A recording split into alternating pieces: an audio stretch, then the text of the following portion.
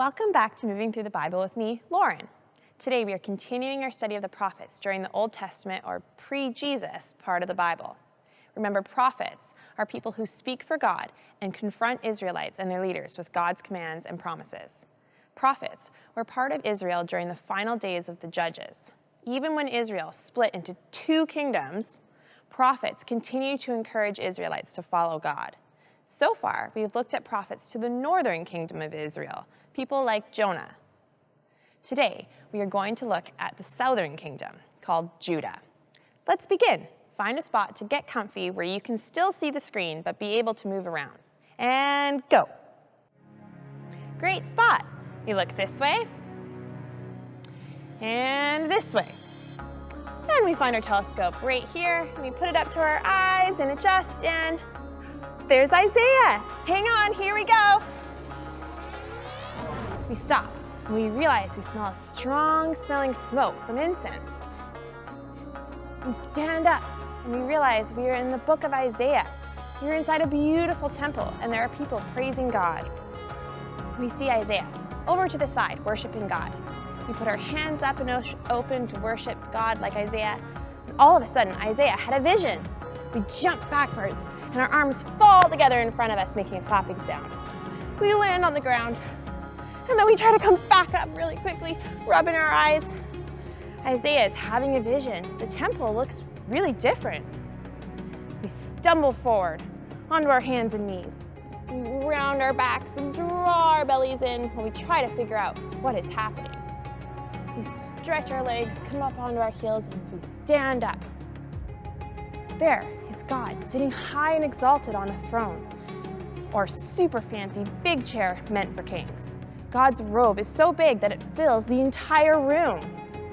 There are angels above God. They have 6 wings. 2 cover their faces, 2 cover their feet, and 2 help them to fly.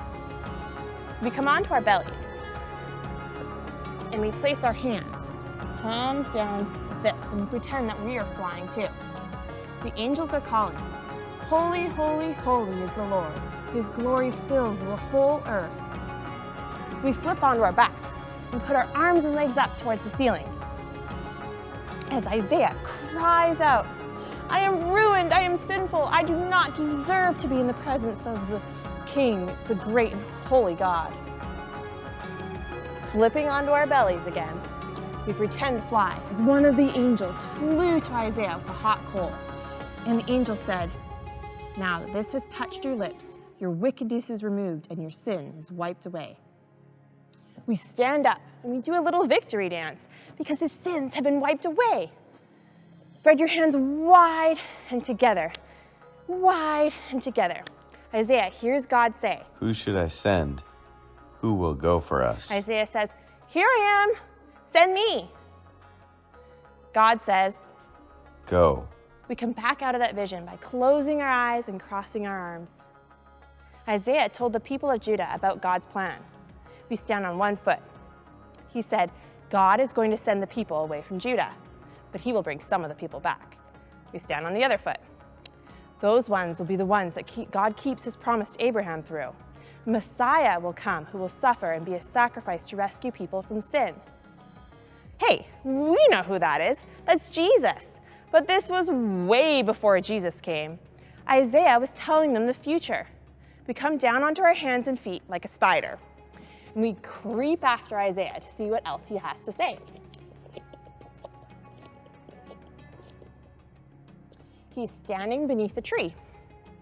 We let out our spider strings, and we swing around to hear Isaiah as he informs everyone. When the Messiah comes, people won't realize he is important. They will dislike him and they will think they are better than he is. But he will take God's punishment for all of our sins upon himself.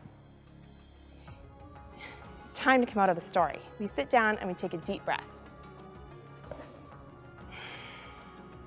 We think about how cool it is that Isaiah told everyone Jesus was coming hundreds of years before Jesus actually came. Thanks for helping me tell the story today. We saw the prophet Isaiah experience a vision of God, and we also saw Isaiah tell people about Jesus, the Messiah, coming hundreds of years ahead of time. He tells everyone that Jesus will take the punishment for their sins upon himself so that they can be forgiven. This ties in with our memory verse this month. If my people turn from their wicked ways, then I will forgive their sin.